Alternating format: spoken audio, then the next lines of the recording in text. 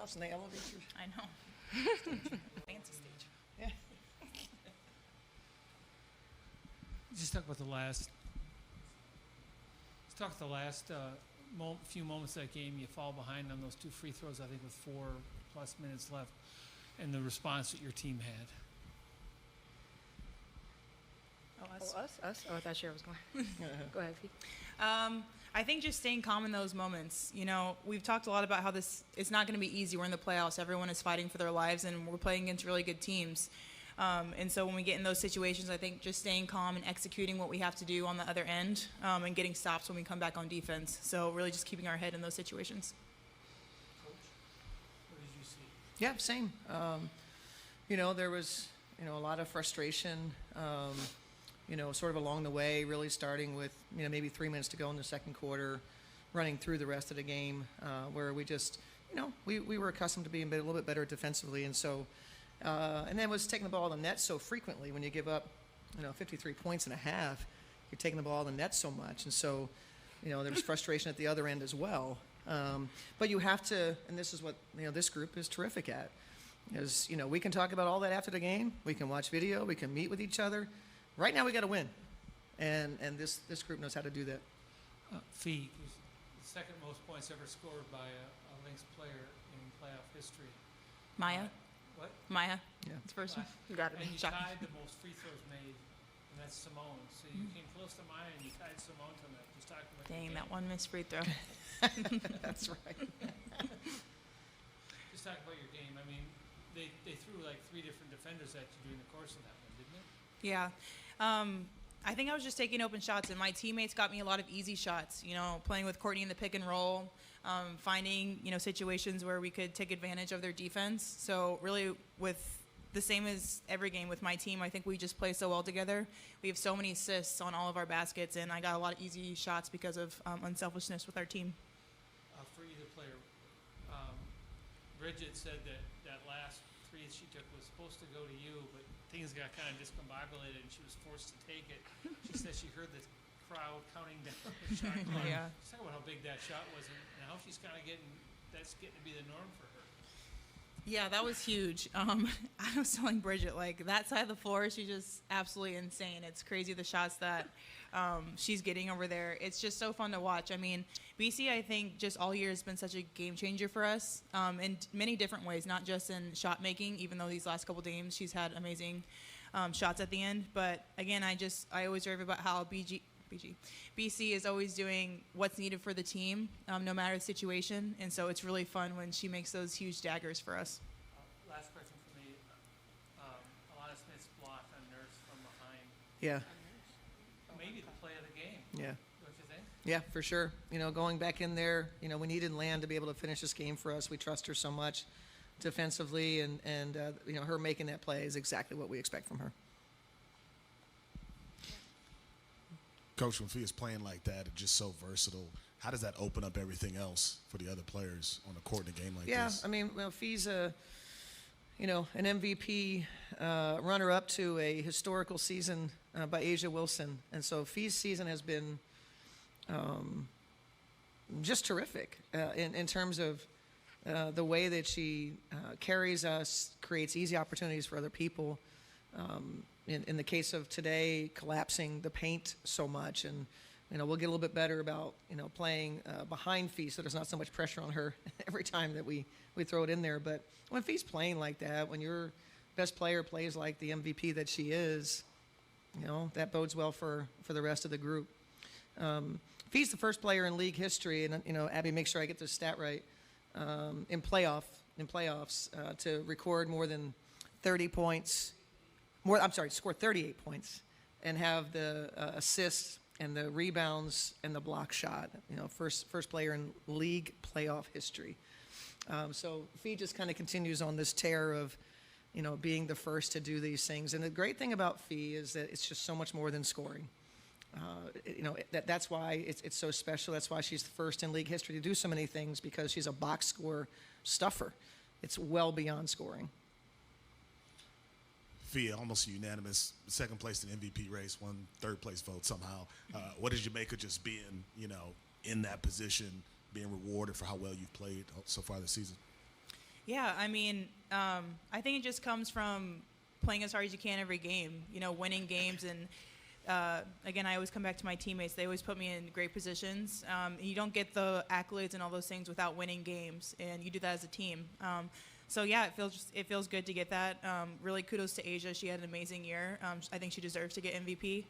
But obviously I'm going to come for her next year and do my best again. But it was really fun, and I always rave about how great this group is, and we have bigger goals than that as well. So we're going for the chip, so that's what our goals are set on.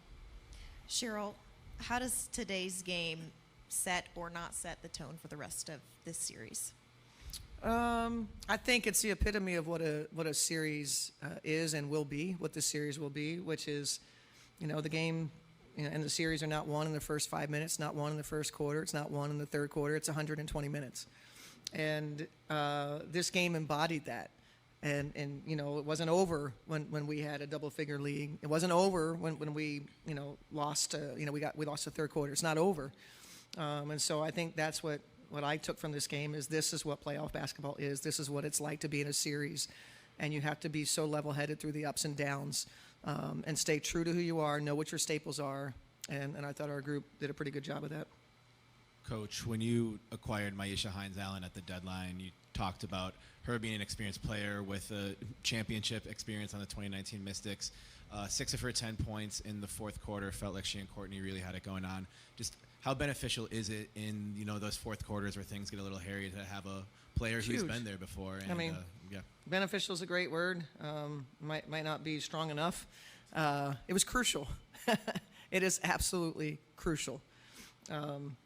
It's like if someone else is struggling, and you can put someone else in that can pick them up and then give them a moment to collect themselves and then go back in, and just that tandem, it was crucial for us. And Myisha's play has been crucial to us, obviously beyond today, but obviously winning a playoff game was crucial for us. And for K-Mac, when you and Land came back in last 2 minutes, you guys outscored him 11-3 over those final 2 minutes.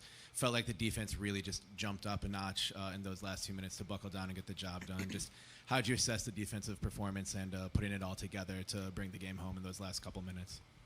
I mean, there's a lot of trust there. I think Land's block was kind of the, that epitome of those last couple minutes. I thought everybody had their moments throughout the game, but I think that we just have a lot of trust in our identity, which is built on defense. So, like I said, it's playoff atmosphere. Every possession is just like you can feel all the energy in every possession. So knowing that you have that trust and that cohesion within our defense, it helps in those moments. Fee, you played 39 minutes and 52 seconds, I think. Just how do you pace yourself through a game to play almost the entire thing? I feel like I don't really pace myself. I try to play as hard as I can every possession, and I try to make myself put myself in that position where I'm in shape enough to do that. I feel good. It doesn't feel like I played the whole game. I feel like I could still play more. And you're such in the heat of the moment. You're not thinking about being tired. You're thinking about what needs to happen for you to win that possession.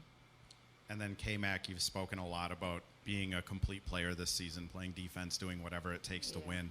You're guarding Taurasi today, making big shots in the fourth quarter. How do you do just a little bit of everything in a game? I just want to win. I want to be at my best for this group. I just think whatever it takes. Every game is a little bit different. You try to be the best version of yourself in that game. And like I said, it's just doing all the little things to help us win games, whether it's shooting threes, playing defense, whatever. Like just making free throws. Like I take a lot of pride in all those details and what I need to be for this team. But going against Diana, since my whole career, I've enjoyed the matchup, and I know I can be better in a lot of ways. And so watching the game back and doing things. I mean, she's one of the best of all time for a reason. So I just want to come back and have a different mindset going into game 2. Coach, how was it actually watching Courtney set the tone out there, offensively, playmaking, and then her energy tonight as well, just giving some energy to the team? Yeah, she was pretty pesky defensively, getting in there, digging, knocking the ball away. I thought she was very active in that way. When she's playmaking, it's really good for the entire team. I thought she got good shots. They just, not as many fell for her. But I liked the shot attempts that she got, and you know, when she came back in that game, and you know, her two-man decision making was just outstanding, and that's why we brought her here. One, but two, that's why it's like why we brought her here, because I didn't want to have to guard that anymore, because she's so good at that. But yeah, no, Courtney was terrific. Both you guys and Phoenix didn't have too much disparity in your like home versus away records this season for each of you guys respectively. But do you feel like in the postseason that atmosphere of playing home versus playing away changes at all?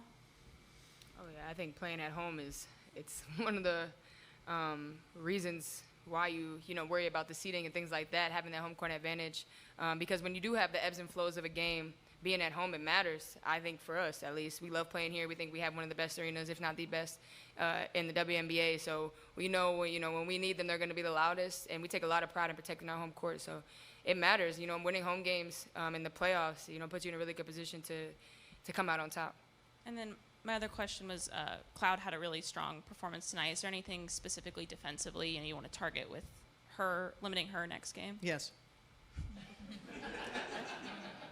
Not to give away secrets, but is there anything tonight that you feel like she did? We didn't especially execute well? the game plan very well. That was not our intention, the way things turned out. But we tried to recover from it, but the fire was lit. Yeah.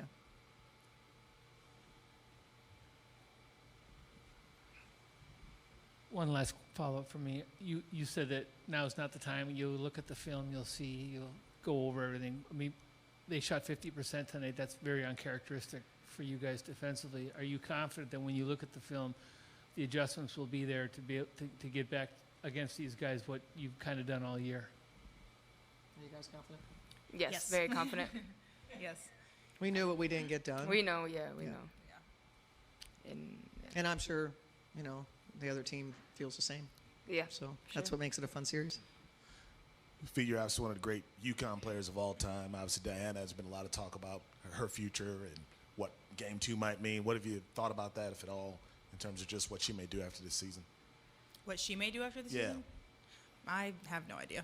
I feel like this is a question for DT. I don't know. I mean, if it seems like it's her retirement tour, I don't know. She's been pretty quiet about it.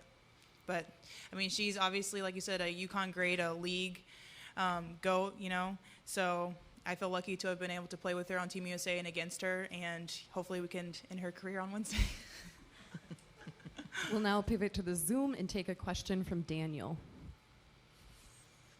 Yes, how y'all doing? This is Daniel Artest from the 9450. So just going into Game 2, it seems like in this game, y'all kind of cracked the door open regarding confidence. How do y'all go in Game 2? Is it like a sense of urgency, being that you don't want to play a decisive Game 3 on the road, and everything like that? So how y'all going about the message for Game 2? Oh, I mean, I think our sense of urgency should be there the entire time. It's playoffs, I think we're treating 40 minutes at a time. You make your adjustments, the other team makes your adjustments, and you go out and you play as hard as possible because every game, every moment, every possession matters, and it's the playoffs, so you're treating it like win or go home, and I think our sense of urgency should never drop. I thought both teams had an appropriate level of sense of urgency in this game. For sure. That both teams had that.